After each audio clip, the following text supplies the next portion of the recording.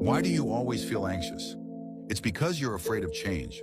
When we were kids, we depended on a predictable rhythm to feel safe, like knowing there'd always be a hot meal waiting after school, or that our favorite toys would always be in their usual spot. That's what we call a sense of order.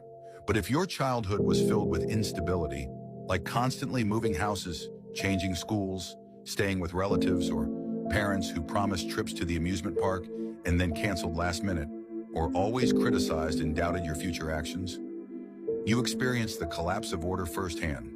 It feels like walking across a shaky bridge, carefully watching every step, not because you're timid, but because you know one wrong move could send you plunging into an abyss. Your anxiety isn't weakness, it's a deep form of self-protection. You're terrified of sudden changes because you're too familiar with that feeling of uncertainty, knowing that everything could change in the blink of an eye. You try to build a safe little world by meticulously planning out every detail, yet life loves to disrupt your plans.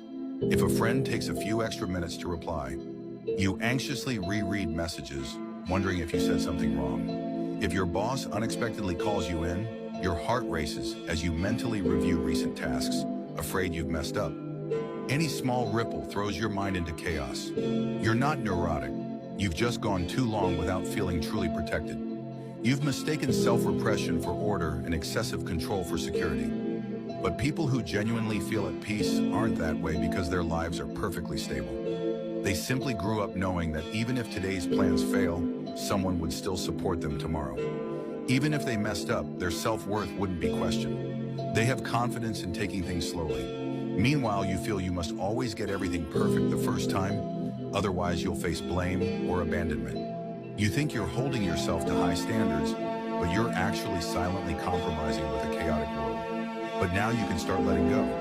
Practice allowing things to remain unresolved, allowing yourself to mess up, and letting life occasionally be irrational. You don't have to walk every step perfectly or overreact to every unexpected turn. Just remind yourself, even if things are messy right now, I can handle it. When you stop desperately seeking external stability and start trusting yourself, you'll find the anxious part of you gradually calming down. True order doesn't come from external certainty.